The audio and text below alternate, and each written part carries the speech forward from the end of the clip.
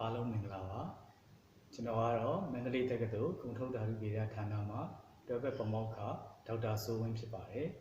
ကျွန်တော်ဒီနေ့ပြောကြားမိအကြောင်းအရာကတော့ကုန်ထုတ်ဓာတုဗေဒဘာသာရပ်အကြောင်းသိကောင်းစရာများနဲ့မိတ်ဆက်ခြင်းဖြစ်ပါတယ်ကုန်ထုတ်ဓာတုဗေဒဘာသာရပ်သည်အသုံးချဓာတုဗေဒ Applied Chemistry ဘာသာရပ်အမျိုးအစားတစ်ခုဖြစ်ပါတယ်မန္တလေးတက္ကသိုလ်ကုန်ထုတ်ဓာတုဗေဒဌာနသည်ကုန်ထုတ်ဓာတုဗေဒဘာသာရပ်၏သင်ကြားရေးဥတီချက်များဖြစ်သောနိုင်ငံပိုင်စက်ရုံအလုပ်ရုံများ၏ကုန်ထုတ်လုပ်မှုစွမ်းအားကိုသက်ဆိုင်ရာကဏ္ဍအသီးသီးတို့၌တာဝန်ယူဆောင်ရွက်နိုင်စေရန်ပုဂ္ဂလိကထုတ်ကုန်လုပ်ငန်းများနှင့်စက်ရုံများ၏ကုန်ထုတ်စွမ်းအားအရေးအသွင်းမြင့်တင်ရန်နှင့်သုတေသနနည်းပညာများဖြည့်ဆည်းပေးရန်မိမိတို့တင်ယူတက်မြောက်ထားသည့်ပညာရပ်များဖြင့်ပြည်တွင်းတန်ရန်စန္ဒများကိုအခြေခံ၍အသေးစားအိမ်တွင်းမှုကုန်ထုတ်လုပ်ငန်းများကိုဦးစီးလုပ်ကိုင်နိုင်သောကိုယ်ပိုင်တည်ထင်နိုင်စွမ်းရှိသောလုပ်ငန်းရှင်များပေါ်ထွန်းစေရန်ဟူသည့်အချက်များအတိုင်း2013-2014ပညာသင်နှစ်မှစတင်၍သင်ကြားပေးလျက်ရှိပါသည်ကုန်ထုတ်ဓာတုဗေဒဘာသာရပ်တွင် Field of Study အနေဖြင့်ဘာသာရပ်၈ခုဖြင့်လေ့လာသင်ကြားမှာဖြစ်ပါတယ်ဒီ Field of Study တွေကတော့ Food Science and Technology, Environmental Science, Water and Wastewater Technology, Chemical Engineering, Fuel Science and Technology, Biotechnology, Energy Resources Technology and Cosmetic Technology တို့ဖြစ်ပါတယ်။ကုန်ထုတ်ဓာတုဗေဒဘာသာရပ်၏ပထမနှစ်သင်တန်းတွင်တက္ကသိုလ်ဝန်ထမ်း၌သင်ကြားခဲ့ရသောဓာတုဗေဒဘာသာရပ်နှင့်အချိတ်ဆက်မိစေရန်ကုန်ထုတ်ဓာတုဗေဒဘာသာရပ်၏အခြေခံကျသည့်ဘာသာရပ်များကိုသင်ကြားမှာဖြစ်ပါတယ်။ဒုတိယနှစ်သင်တန်းတွင်ကုန်ပစ္စည်းထုတ်လုပ်မှုနည်းစဉ်များ၏အခြေခံကျသောအပူပေးခြင်း၊အေးခံခြင်း၊ကုန်ကြမ်း၊ကုန်ကြောဘက်ညီစွာထွက်ခြင်းများစသည့်အကြောင်းအရာများကိုလေ့လာသင်ကြားကြရမှာဖြစ်ပါတယ်။တတိယနှစ်နှင့်ပထမနှစ်ကုန်လူတန်းတွင်ပထမနှစ်နှင့်ဒုတိယနှစ်တို့၌သင်ကြားခဲ့ရသောဘာသာရပ်များကိုအခြေခံ၍ပုံမအသေးစိတ်ကြသောအကြောင်းအရာများနှင့်သဘာဝပတ်ဝန်းကျင်ဆိုင်ရာဘာသာရပ်ဖြစ်သောရေနှင့်ရေဆိုးများအကြောင်းတို့ကိုပါလေ့လာသင်ယူကြရမှာဖြစ်ပါတယ်။နောက်ဆုံးနှစ်အထက်သင်တန်းများတွင်ကုန်ထုတ်လုပ်မှုအကြောင်းနှင့်မိမိထုတ်လုပ်လိုက်သောထုတ်ကုန်များ၏အရင်းအမြတ်တွက်ချက်နည်းဘာသာရပ်များကိုလည်းသင်ကြားရမှာဖြစ်ပါတယ်။ကုန်ထုတ်ဓာတုဗေဒဘာသာရပ်တွင်သင်ကြားရသောဘာသာရပ်များ၏သင်ယူမှုရလဒ်အနေဖြင့်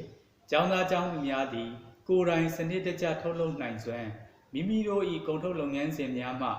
ထွက်ရှိလာသောစွန့်ပစ်ပစ္စည်းများ၏အန္တရာယ်ကိုသိရှိနိုင်ပြီးစနစ်တကျစွန့်ပစ်တတ်စေရန်နှင့်ကုန်ကြမ်းကုန်ကြောများ၏အရေးအသွေးစစ်ဆေးထိန်းသိမ်းနိုင်ရန်စသည်တို့ကိုလည်းသင်ယူရရှိစေမှာဖြစ်ပါသည်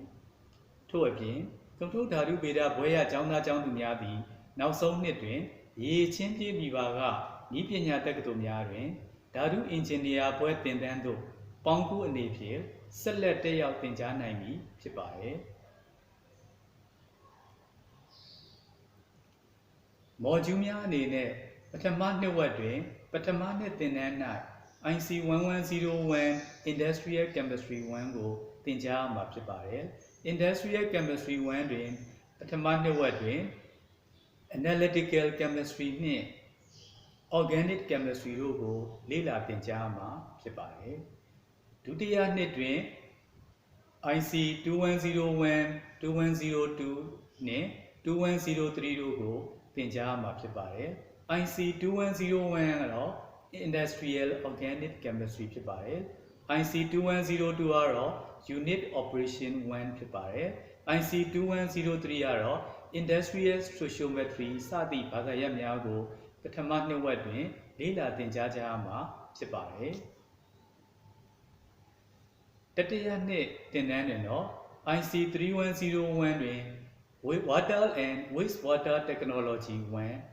IC3102 Unit Processes 1 IC3103 Unit Operation 3 IC3104 Industrial Physical Chemistry 2 နှင့် IC3106 Petrochemical စသည့်ဘာသာရပ်များကိုလေ့လာသင်ကြားကြရမှာဖြစ်ပါတယ်။ နောက်ဆုံးနှစ်သင်တန်းတွင် IC 4101 Process Engineering Economic 1 IC 4102 Unit Processes 3 IC 4103 Unit Operation 5 IC 4104 Selected Topic in Industrial Chemistry 1 နှင့် IC 4106 Chemical Process Industry 1 တို့ကိုကျောင်းသားများလေ့လာသင်ယူရမှာဖြစ်ပါတယ်။ဒုတိယနှစ်ဝက်သင်တန်းတွင်တော့ပထမနှစ်သင်တန်းသားများသည် IC 1102 ဘာသာရပ်ဖြစ်သည့် Industrial Chemistry 2 ဘာသာရပ်ကိုလေ့လာသင်ကြားမှာဖြစ်ပါတယ်။ထိုဘာသာရပ်တွင် Physical Chemistry နှင့် Inorganic Chemistry တို့ကိုပထမနှစ်ကျောင်းသားများအနေဖြင့်လေ့လာသင်ကြားကြမှာဖြစ်ပါတယ်။ဒုတိယနှစ်သင်တန်းတွင်တော့ IC 2105 Unit Operation 2 IC 2106 Fuel Science and Technology တို့ကိုသင်ကြားမှာဖြစ်ပါတယ်။တတိယနှစ်သင်တန်းသားများအနေနဲ့တော့ IC 3107 Water and Wastewater Technology 2 IC 3108 Unit Processes 2 IC 3109 Unit Operation 4 IC 3110 Advanced Industrial Physical Chemistry 3 နဲ့ IC 3112 Plastic Technology တို့ကိုကျောင်းသားများလေ့လာသင်ကြားကြရမှာဖြစ်ပါတယ်။ဆက်လက်၍စတုတ္ထနှစ်သင်တန်းတွင် IC 4107 ဘာသာရပ်တွင် Process Engineering Economic 2ကိုလေ့လာသင်ကြားမှာဖြစ်ပါတယ်။ဆက်လက်ပြီး IC 4108 Unit Processes 4 IC 4109 Unit Operation 6 IC 4110 Industrial Inorganic Chemistry နဲ့ IC 4112 Chemical Process Industry 2တို့ကိုကျောင်းသားများလေ့လာသင်ယူရမှာဖြစ်ပါတယ်။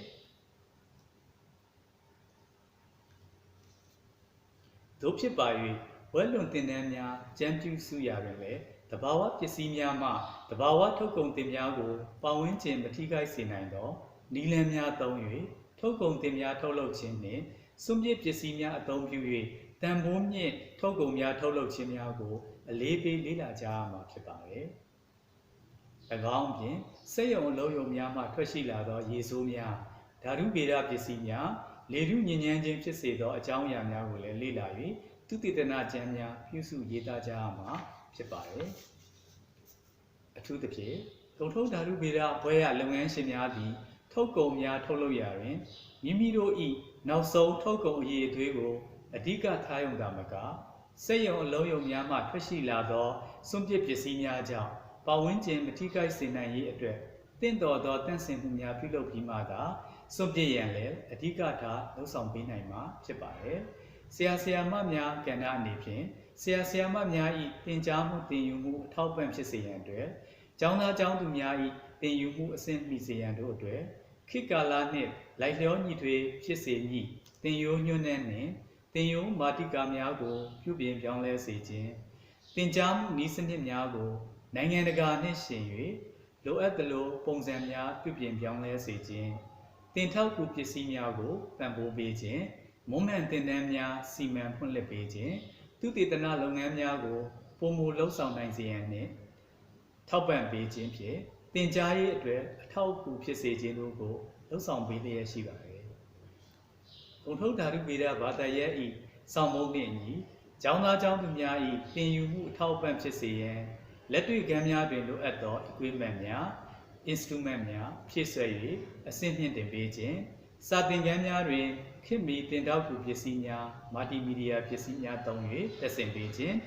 သင်ယူမှုပုံစံကောင်းပုံပြည့်စုံစေရန်သင်ခန်းစာတစ်ခုလုံးပေါ်မိမိတို့၏ထင်မြင်ယူဆချက်များဆွေးနွေးစေခြင်း group discussion ပြုလုပ်ပေးခြင်းသင်ခန်းစာများကိုပုံမူနားလည်လာစေရန် assignment များရေးစေခြင်း group presentation များနှင့် project များပြုလုပ်စေခြင်းစာတွေ့လက်တွေ့ပေါင်းစပ်နိုင်ရေးတို့အတွက်ကွင်းစင်းလေးလာရေးစက်ရုံများသို့တွားရောက်လေးလာရေးအစီအမံများပြုလုပ်ပေးခြင်း international scholarship များလျှောက်ထားစေ၍နိုင်ငံတကာအတွေ့အကြုံရရှိစေခြင်းတို့ကိုလှုပ်ဆောင်ပေးလျက်ရှိပါတယ်။မန္တလေးတက္ကသိုလ်ကုန်ထုတ်ဓာတုဗေဒဘာသာရပ်၏အောင်မြင်မှုရလဒ်များအနေနဲ့ကတော့နှစ်စဉ်ထူးချွန်ကျောင်းသားကျောင်းသူများကို မွေးထုတ်ပေးနိုင်ခြင်းဘာသာရပ်ထူးချွန်မှုရွှေတံဆိပ်ဆုရှင်များမွေးထုတ်ပေးနိုင်ခြင်း Share Scholarship Program များတွင်ကျောင်းသားကျောင်းသူများမွေးထုတ်ပေးနိုင်ခဲ့ခြင်း International Scholarship Share Program ရာကျောင်းသားတဦးကိုလက်ခံသင်ကြားပေးနိုင်ခဲ့ခြင်းမိမိကျောင်းမိမိတက္ကသိုလ်၏အားကစားစာပေအမှုပညာလှူရှားမှုများတွင်တက်ကြွစွာပါဝင်ဆောင်ရွက်နိုင်ခြင်းကုန်ထုတ်ဓာတုဗေဒကျောင်းသားဟောင်းများမှမျိုးဆက်သစ်ကျောင်းသားကျောင်းသူများအားဘာသာရပ်ဆိုင်ရာအသုံးဝင်မှုများကိုဘုသူတဖြန့်ဝေပေးခြင်း Master Program ကျောင်းသူ၃ဦးကို Scholarship များစေလွှတ်ပေးနိုင်ခဲ့ခြင်းမန္တလေးတက္ကသိုလ်ဘာသာရပ်ပေါင်းစုံ Project ပြိုင်ပွဲများတွင်ပထမဆုရရှိခဲ့ခြင်းဈေးပွဲတော်များတွင်လည်းကုန်ထုတ်ဓာတုဗေဒထုတ်ကုန်ပစ္စည်းများကိုအရေးအသွေးပြည့်မီစွာထုတ်လုပ်ရောင်းချပေးနိုင်ခဲ့ခြင်းအထူးသဖြင့် COVID-19 ကာကွယ်ရေးအတွက် hand sanitizer များထုတ်လုပ်၍မိမိတက္ကသိုလ်နှင့်လိုအပ်သောနေရာများသို့အချိန်မီထုတ်လုပ်ဖြန့်ဝေပေးနိုင်ခြင်းတို့ကိုလည်းလှုပ်ဆောင်ပေးနိုင်ခဲ့ပြီးဖြစ်ပါတယ်။ဒီကုန်းချုပ်အားဖြင့်ကုန်ထုတ်ဓာတုဗေဒဘာသာရပ်အထူးပြုဘွဲရမောင်မယ်များသည်မိမိတို့သင်ယူတတ်မြောက်ခဲ့သောပညာရပ်များကိုအသုံးချ၍သက်ဆိုင်ရာနယ်ပယ်အသီးသီးတွင်နိုင်ငံတာဝန်များကိုစွမ်းစွမ်းတမန်ထမ်းဆောင်လျက်ရှိပါကြောင်းပြောကြားရင်ကျွန်တော်ဤကုန်ထုတ်ဓာတုဗေဒဘာသာရပ်မိတ်ဆက်ခြင်းကိုဒီတွင်ပဲရည်နာပါမည်ဆက်လက်၍ဘာသာရပ်မိတ်ဆက်အနေဖြင့်ပထမနှစ်သင်ယူဖြစ်သော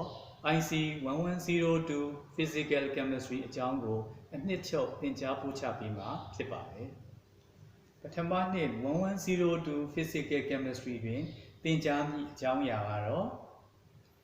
ဒီ Physical Chemistry ကိုသင်ကြားရတဲ့ရည်ရွယ်ချက်တွေကတော့ to acquire experimental skill to develop ability to think to use mathematics to solve the problem to apply in the field of industry defense and agriculture ဖြစ်ပါတယ်ဒီ physical chemistry ကိုသင်ကြားသင်ယူပြီးတဲ့အခါမှာရရှိလာမဲ့ learning outcome တွေကတော့ able to define and apply the phenomena basic concept laws and principles in the physical chemistry able to calculate and solve a problem concerning physical chemistry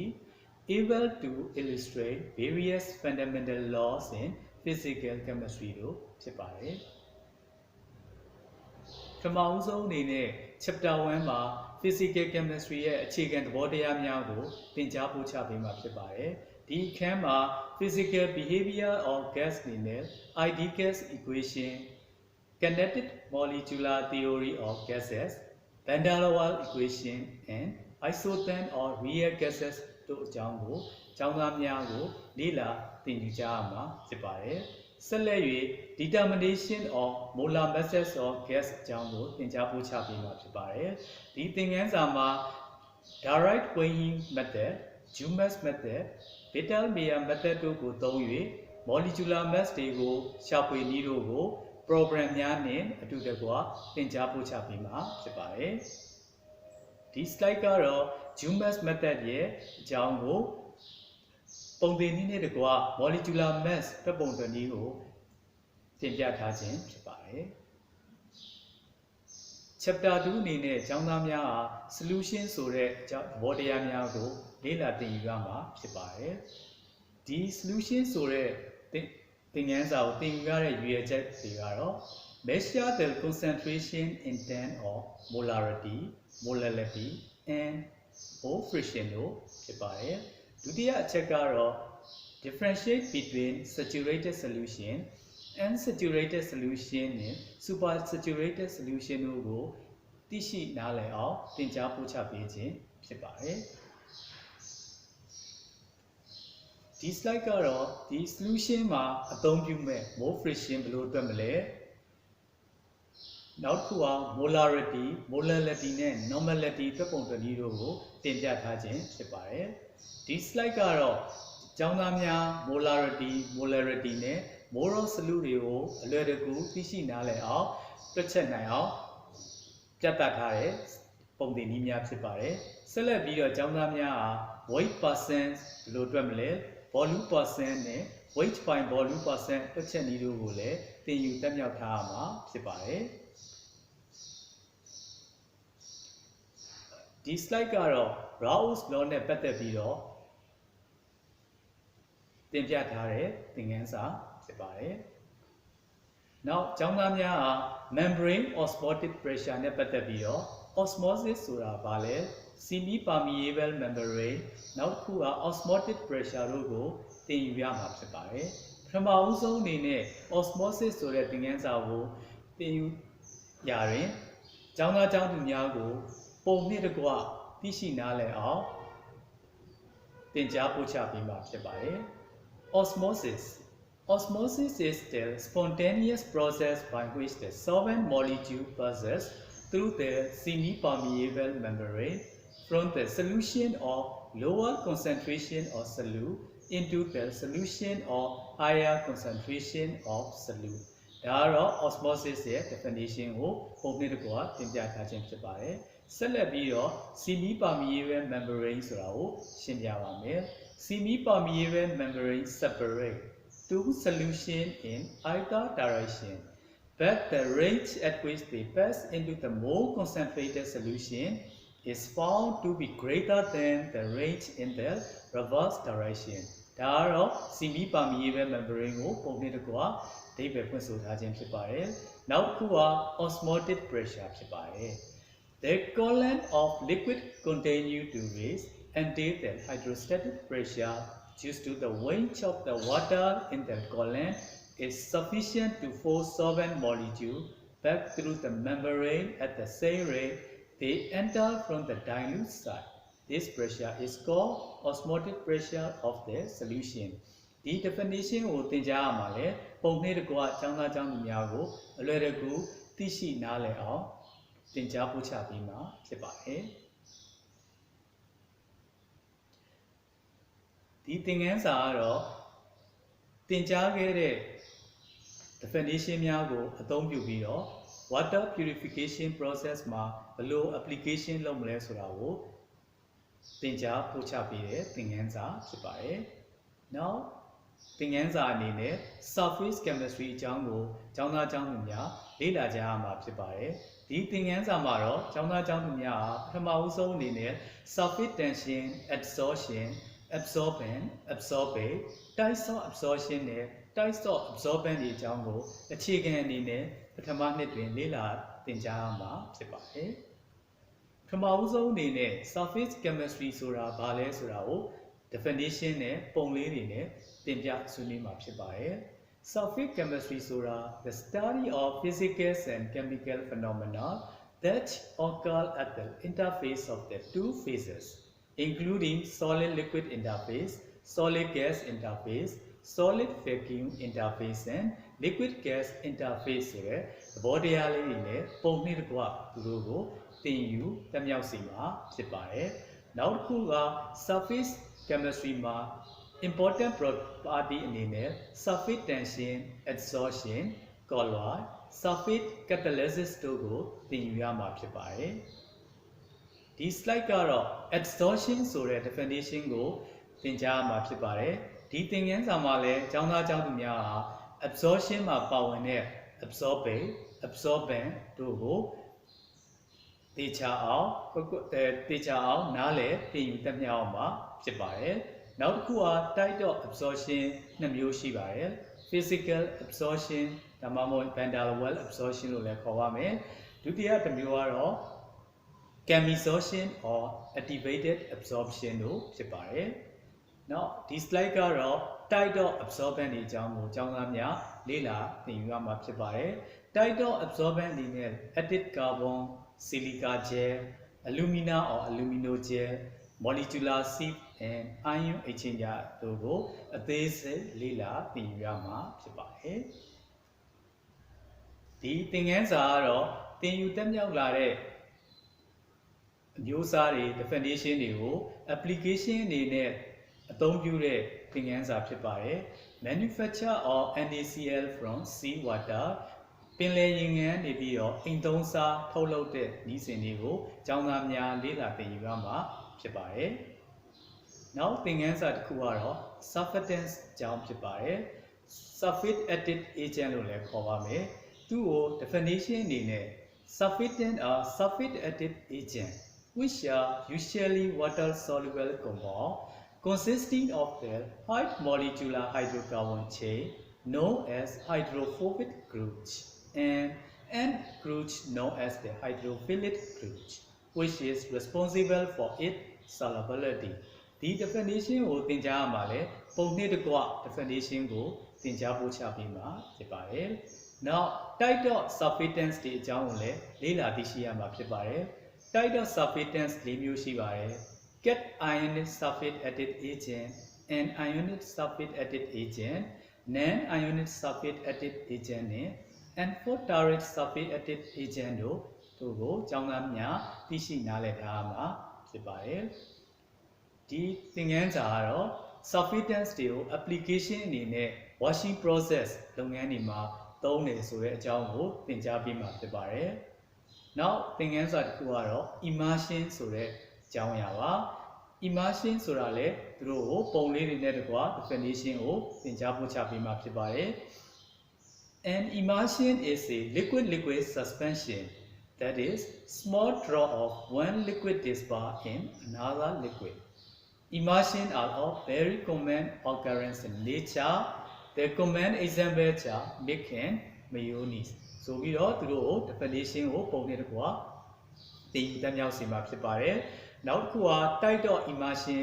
ခေါင်းစဉ်ဖြစ်ပါတယ်။ဒီသင်ခန်းစာမှာတော့ immersion type မျိုးစား2မျိုးသင်ကြားပါမယ်။ Point in water type နဲ့ water and point type immersion တို့ကိုသင်ကြားပို့ချပေးမှာဖြစ်ပါတယ်။ Now သင်ခန်းစာတစ်ခုကတော့ diffusion ဆိုတဲ့သင်ခန်းစာပါ။ Diffusion ဆိုတာ osmosis strictly refers to the flow of solvent only. If there is a movement of solute in the opposite direction, the behavior is then called osmotic diffusion. Now, သင်ခန်းစာတစ်ခုကတော့ osmosis ပါ။ Osmosis is the spontaneous flow of solvent into the solution or from a more dilute to the more concentrated solution when the two liquids are separated from each other by the suitable membrane. ဒါကတော့ osmosis definition ကိုပုံလေးတစ်ခုကသင်ကြားပို့ချပေးမှာဖြစ်ပါတယ်။ Chapter 5အနေနဲ့ကျောင်းသားကျောင်းသူများလေ့လာရမှာတော့ colloid ဆိုတဲ့သင်ခန်းစာအကြောင်းပဲဖြစ်ပါတယ်။ပထမဦးဆုံးအနေနဲ့ colloid definition ကိုကျောင်းသားကျောင်းသူများလေ့လာသင်ယူရမှာဖြစ်ပါတယ်။ Colloid ဆိုတာကတော့ a colloid is a substance microscopically dispersed throughout another substance. Colloid can be made settle by the process of centrifugation. ဒါကတော့ colloid ရဲ့ definition ကိုပုံနှိပ်တစ်ခုကသင်ကြားပို့ချပေးမှာဖြစ်ပါတယ်။ဒီ slide ကတော့ဒီ colloid နဲ့ crystalline ဘာကွာတယ်လဲဆိုတာကိုပုံလေးတွေနဲ့ကျောင်းသားကျောင်းသူများကိုအလွယ်တကူသိရှိနားလည်အောင်တင်ပြထားခြင်းဖြစ်ပါတယ်။ဒီသင်ခန်းစာကတော့ type 6 colloid အကြောင်းဖြစ်ပါတယ်။ type 6 colloid တွေမျိုးရှိပါတယ်။ solid in solid, liquid in solid, gas in solid, solid in liquid, liquid in liquid, gas in liquid, solid in gas, liquid in gas ဆိုပြီးတော့ colloid အမျိုးအစားမျိုးရှိပါတယ်။သူတို့ကိုလည်း example လေးနဲ့တကွာရှင်းတွဲပြီးတော့သင်ကြားပို့ချပေးမှာဖြစ်ပါတယ်။ဒီပုံလေးတွေကကြတော့ colloid ရဲ့ example အနေနဲ့ပြသထားတဲ့ပုံလေးတွေဖြစ်ပါတယ်။ဒီပုံလေးတွေကြည့်ခြင်းအဖြစ် colloid ဆိုတဲ့အကြောင်းအရာကိုကျောင်းသားများအလွယ်တကူသင်ယူတတ်မြောက်သွားမှာဖြစ်ပါတယ်။နောက်တစ်ခုက colloid တွေကို classification အနေနဲ့2မျိုးခွဲခြားနိုင်ပါတယ်။ Lyophobic colloid နဲ့ Lyophilic colloid ဆိုပြီးတော့အမျိုးအစား2မျိုးအကြောင်းကိုလည်းကျောင်းသားကျောင်းသူများကိုသင်ကြားပို့ချပေးမှာဖြစ်ပါတယ်။နောက်ဆုံးအနေနဲ့ဒီ colloid တွေကိုသင်ယူတတ်မြောက်ပြီးတဲ့အခါမှာသူတို့ကိုဘယ်လိုနေရာတွေမှာသုံးမလဲဆိုတဲ့အကြောင်းအရာကိုသင်ကြားပို့ချပေးမှာဖြစ်ပါတယ်။ဒီ colloid တွေကို rubber plating လုပ်တဲ့နေရာမှာအသုံးပြုနိုင်ပါတယ်။ Sewage disposal, smoke screen, purification of the water, cleaning action of the soil, medicine, textile dyeing and artificial rain တို့ပြုလုပ်တဲ့နေရာမှာဒီ colloid တွေကို application အနေနဲ့အသုံးချနိုင်တယ်ဆိုတဲ့အကြောင်းကိုပထမနှစ်သင်တန်းသားများကိုသင်ကြားပို့ချပေးမှာဖြစ်ပါတယ်။အားလုံးကျေးဇူးတင်ပါတယ်။